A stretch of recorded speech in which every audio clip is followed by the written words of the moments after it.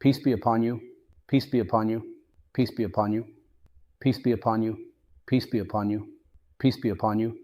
Peace be upon you. Peace be upon you. Peace be upon you. Peace be upon you. Peace be upon you. Peace be upon you. Peace be upon you. Peace be upon you. Peace be upon you. Peace be upon you. Peace be upon you.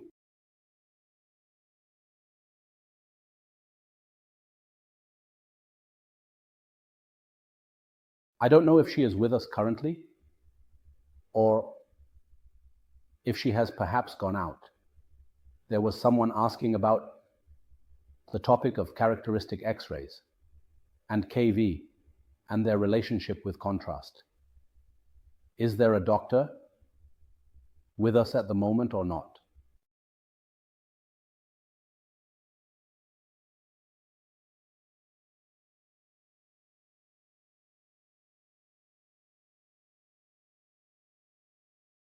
It seems that I am in need of a doctor at this moment, but unfortunately, despite my efforts, I have not yet been able to arrange an appointment or consultation with one.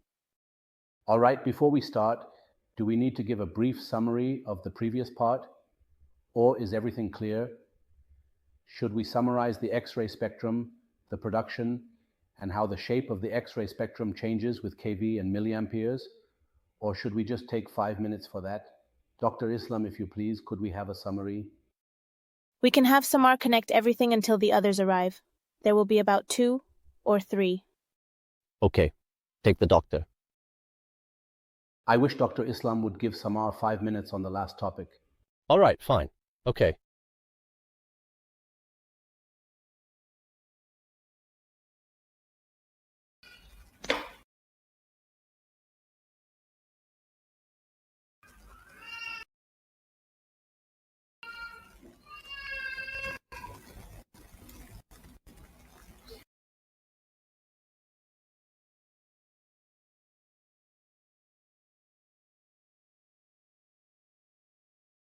What I talked about in a simple way is that we are discussing X-ray production and how the X-ray beam is generated from the X-ray tube, along with the factors that affect the shape of the X-ray spectrum.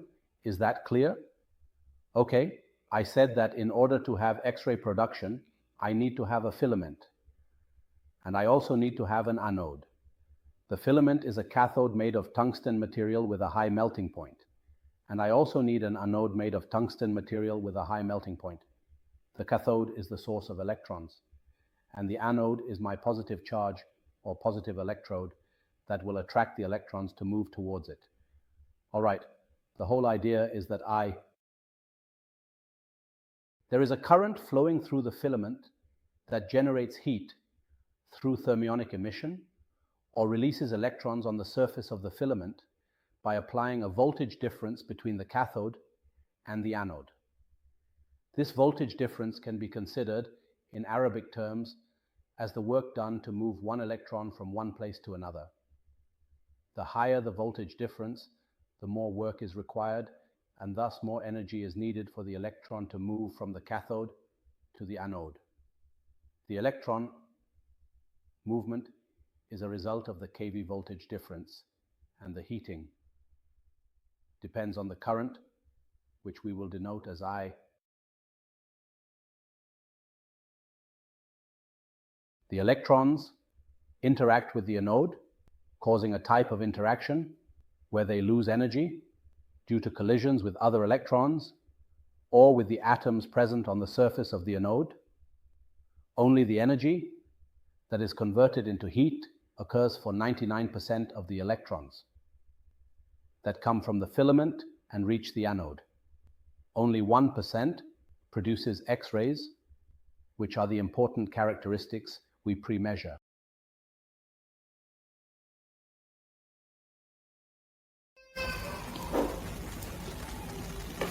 What is characteristic is that the electron is indeed able to interact with the electron actually present in the shell it is in, which is the K shell. This can lead to a knockout or transition to the L shell. or M shell. The environment removes it from its trainer or its place in its surroundings, so it acquires additional energy and moves to the higher shell. So now the electron is the energy of the electron in the K shell allows it to move to a higher orbital. So what happens when it moves to a higher orbital or gets knocked out of the atom? In this case, it leaves a gap. How is this gap filled? It can be filled by an electron from a higher orbital, which could be from the L shell or the M shell. If the gap is filled by an electron from the L shell, then that is how the process occurs. The energy difference is emitted in the form of X-rays, which I call characteristic X-rays. They are called characteristic because they are distinctive, as they depend on the energy difference between the K shell and the L shell. So, the X-ray that is emitted when the electron transitions from the L shell to the K shell is called K alpha. If it transitions from the M shell to the K shell, I call it K beta. This is why you will find two spikes in the spectrum, which are K alpha and K beta. These are the characteristic X-rays. When an electron drops from a higher orbit to fill this gap, it releases energy in the form of X-rays. So, why K alpha? Because, as I mentioned, it comes from the K shell. If it comes from the M shell, I call it K beta. But why K? Because the electron that is removed is taken from the K shell and not from any other shell. The other possibility is that the electron interacts with the nucleus itself, which has its own electronic shells around it. If the electron interacts with the nucleus itself, all of its energy dissipates. And in this case, the emitted X-ray carries the maximum energy, which is the kilovolt that I have adjusted on the machine. Let's assume it is 120. The likelihood of this happening is that the electron interacts with the nucleus itself is very low. So the number of photons emitted carrying 120 kilo electron volts or maximum energy is very small. There is a possibility that it interacts with the nucleus, but at a distance close to it, resulting in X-rays with energy less than 120 or slightly further away, leading to an interaction and the production of X-rays. Therefore, the external X-ray has different materials depending on what these materials are. It is an interaction that occurs exactly at the distance where the interaction with the nucleus takes place. The closer it is to the nucleus, the greater the energy of the external X-ray. The further away from the nucleus, the lower the energy of the emitted X-ray. This results in a spectrum that represents the energy of the X-rays and the number of photons carrying that energy, showing the spectrum in this form, along with the spikes. The characteristic X-ray has this value, which is the maximum energy or the maximum kilovolt, and this is the minimum. This area is represented by 1.5 to 1.3 kilovolts maximum, meaning if I set it to 120 kilovolts, it is represented by 60 kilovolts and then by 40 kilovolts. This is the shape of the polyenergetic spectrum, meaning it has multiple energies. There is no single energy. But most of the photons, or in general, most of these X-ray photons, transport approximately 113 units of my maximum energy level. Now then, if I decide to change either the kV setting or adjust and modify the milliampere value itself, what happens next to this particular shape and form of our curve?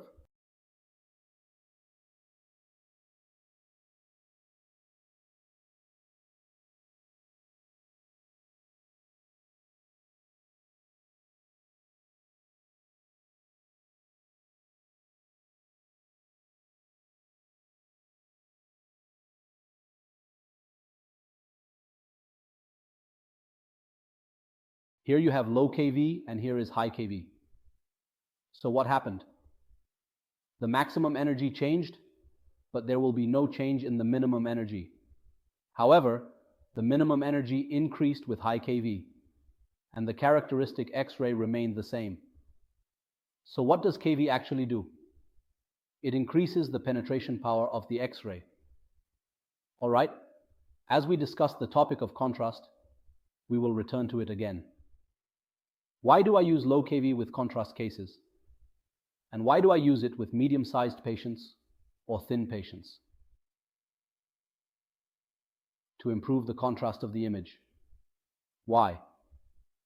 Because in simple terms, we compress X-ray photons, and here we compress bone or contrast agents and fat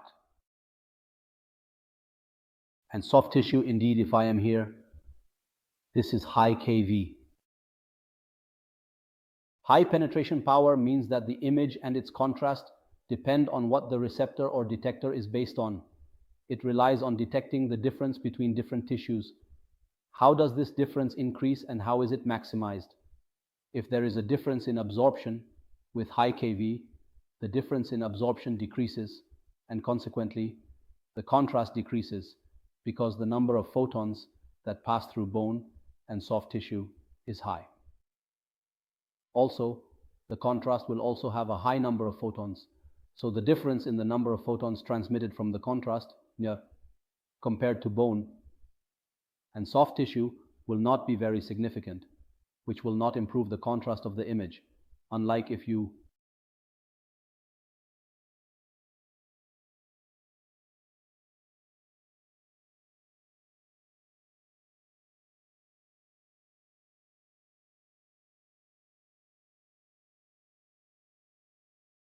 Is there anyone who wants to enter? Is there anyone who wants to enter? Is there anyone who wants to enter? Is there anyone who wants to enter? Is there anyone who wants to enter? Is there anyone who wants to enter? Is there anyone who wants to enter? Is there anyone who wants to enter?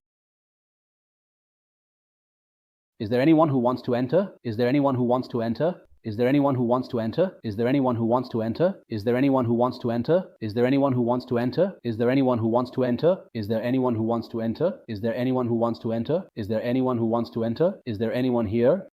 So, where are you now? Are you following what I said? Or is it something else? The topic of characteristic X-ray? You are aware of it? Okay. Regarding the image contrast, as I mentioned, you rely on the idea of the contrast present here. The contrast is low because there is not a significant difference between the transmitted photons. There are many contrasts from fat and air, so the image appeared this way. If the difference was significant, the image would have appeared differently, resulting in an enhancement in the contrast of the vessels. This is what happens with low kV, and that's why it is recommended to use low kV with contrast agents significantly. Nowadays, many people are using 80 kV or 100 kV.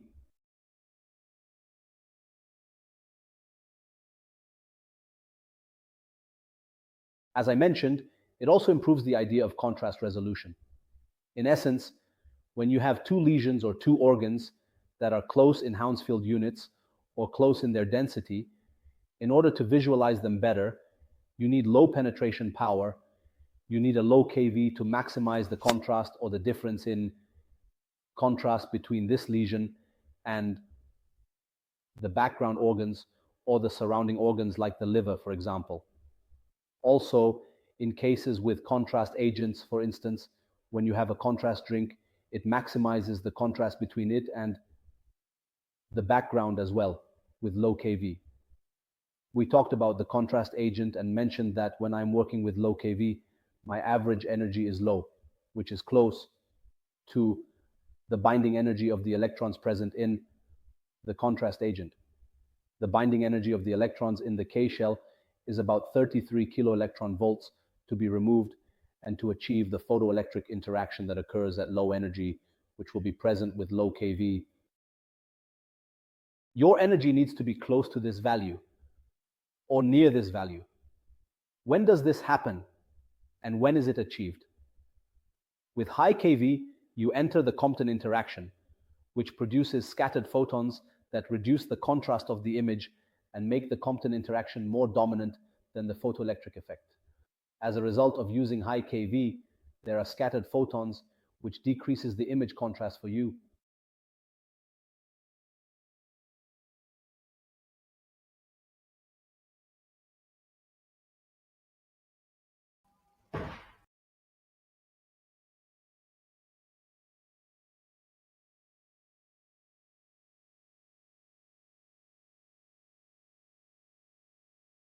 Consequently, the use of kV has a significant impact on the dose. The patient dose, even with minimal changes in kV from 80 to 100 and 120, is almost as if you have duplicated the patient's dose. As we will discuss later, especially in computed tomography, the issue of dose is extremely important. The relationship between milliampere and dose is always linear, meaning that if you reduce the milliampere, it's as if you have reduced the patient's dose and decreased the noise present in the image. This is because milliampere operates on the quantity of X-rays, not on the average energy, whereas kV operates on the maximum energy and the average energy. We also discussed filtration.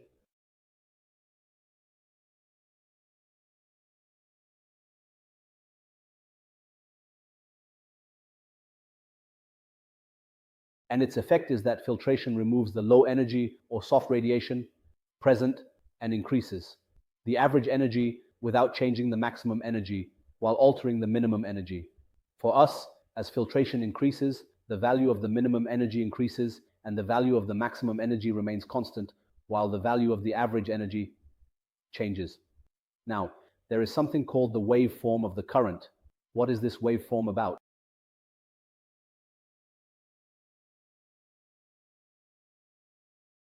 The topic we are discussing today is quite simple and straightforward. I have a voltage difference, and this specific voltage difference is between the cathode and anode, right?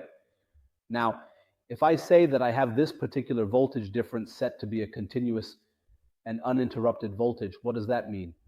It means that as long as it is on and functioning, the electrons will move from the cathode to the anode and X-rays will be produced, correct or not? If I stop this process, what will happen then? Will the electrons still move from the cathode to the anode, or will they not move at all? If I stop it, this will create a significant problem for me. All right. If I make my application stable, meaning it doesn't disconnect at all, then my output will be fine. And nothing will happen to it. It will be continuously stable. If I have continuous movement from the cathode to the anode, my X-ray will also be continuous, without any interruptions, resulting in continuous production. Now, if I make the voltage interrupted, meaning it is not continuous, for example, it will be on, then off, then on, then off. The X-ray output will also be on, off, on, off. When the kV is on, the X-ray will be on, and when the kV is off, the X-ray will also be off. Who controls whether the kV is continuous or interrupted? The one who controls this is the X-ray generator. The X-ray generator is located within the X-ray tube itself, and it supplies the X-ray tube with current. We all hear about something called alternating current, which is the tayar al-mutaraddid.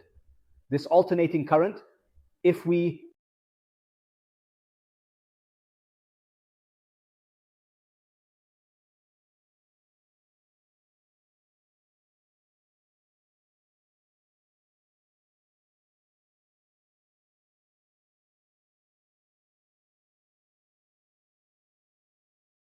this wave represents the kilovolt that I apply between it and time. I apply my wave or kilovolt to my X-ray U, which then enters the positive region. After that, it drops into the negative region. What does it mean to be in the positive region? It means that during this time, the cathode has a negative charge and the anode has a positive charge. After that, my kilovolt, without taking a negative charge, or the negative zone below zero, flips, and the cathode becomes positive while the anode becomes negative. In this case, the electrons will not move. They will not go from the cathode to the anode, but will stay in place. This zone or area for me is like being off, as if I am not applying any kilovolt at that moment. Therefore, there is no X-ray. Consequently, when I make an adjustment to the machine at a certain kilovolt, while using the X-ray generator that provides me with the alternating current. In this case, when I have alternating current at kilovolts, what do? I turn it on and off, on and off, on and off. But why do I not want this? Because in this situation, you cannot capture any image. When you perform a CT scan, you need your beam to be continuous. Your X-ray needs to be active for 10 seconds, 20 seconds, or 30 seconds. You want your beam to be working, not stopping at certain intervals. For example, if the time here is 10 milliseconds, it means that every 10 milliseconds, your beam stops. Is this applicable in our work with X-ray or in imaging or in CT? No, it is not applicable. So you need to keep your wave continuous. To do this, you use something called a transformer. The transformer performs what is known as rectification, which means I will remove the negative part completely from my wave and keep my kilovolts going from 0 to its maximum value, then back to 0 again, and then increase again. However, here I have a problem. What is the problem? The difference is that the kilovolts here, for example, go from 120 down to 0. What does this mean? It means that the beam that is emitted allows the electrons to move. With a voltage of 120, the cards then move down until they reach 0, meaning the X-ray output is as if it's coming from different energies with varying voltages, not providing the same kilovolt for all electrons. According to the spectrum you see, at 0, the electrons will move with 0 kiloelectron volts, then 10, then 20, until they reach the maximum. And then they drop again until the cycle is complete, and then they rise again, and so on. In this case, the rectification you performed has tried to solve the problem, but it couldn't solve it completely. So they said, let's increase the frequency of the cycle itself, or of the waves you see, so that the difference between the maximum and minimum is small. The difference between the maximum and minimum decreases more, so at this time it is referred to as three-phase, until it reached the form of the high-frequency generator, which is currently applied. The difference here is negligible, talking about 15%, for example, which is the difference between the maximum and minimum. Therefore, this variation will not affect the X-ray beam coming from the X-ray tube. For instance, if I have a three-phase X-ray machine that requires a CT scan device, this CT device will tell you that it needs my generator to be three-phase, or that the electricity supplied to it must be three-phase. The term three-phase means you want to supply it with high voltage and high frequency to reduce the difference between the maximum and minimum. In this case, there will not be a significant variation between the X-ray output, and it will not be as if the beam is cutting on and off. Rather, you want to keep the variation minimal. The maximum value of kilovolts and the minimum value should be as low as possible. For example, this machine operates on three-phase power, which is shown in figure X. This might be suitable for some machines, depending on the power of the device itself and whether the machine needs to operate with a continuous beam or can work with a pulsed beam. For instance, in some machines, like dental X-rays, you do not need to have a high-frequency generator or a three-phase generator. In this case, you can work with a single-phase or half-wave rectified, which is the first option. You can work with single-phase or half-wave rectification, which is beneficial because you are redesigning in dental and imaging applications. Additionally, the device does not need to redesign from the X-ray, so single-phase is more than sufficient for you. There is no problem. As the power of the machine or X-ray modality increases and your needs such as fluoroscopy arise, you can redesign and operate in sine mode. For example, you need to have a high-frequency generator or a three-phase one, depending on the application of the modality and the X-ray imaging modality. You choose, or the specifications of your machines are selected according to the need. That's why it's not feasible to get a CT scan machine, for example, with a single phase. Why? Because the rectification you have done will cause you problems. You will find the machine operating intermittently. Sometimes when we come to scan a patient, we take a CT scan and find the machine stops in the middle due to an issue with the X-ray generator. During the scan, the machine stops and cannot provide the X-ray you requested within the required time. It halts at a certain stage because there is a problem with the X-ray generator itself that you are using. Its power is not sufficient to maintain a continuous beam of X-ray throughout the scan. The text discusses the alternating current, which represents the kilovolt change in kilovolts. And this is the process of rectification that is done using the transformer. Here, it refers to what is called half-wave rectification. And then there is the three-phase, where you enter the full-wave rectification stage to reduce the maximum and minimum values, making the difference between them very small. So when you combine these peaks together, it appears in this form, which is full-wave rectification. Now, for example, they used to operate at a frequency of about 50 Hertz, which is related to half-wave rectification frequency, meaning how many cycles per second. Today, the X-ray generator can reach up to 15,000 Hertz, not just 50 Hertz. As the frequency of the cycles increases significantly, you are able to maintain the variation between your maximum and minimum values.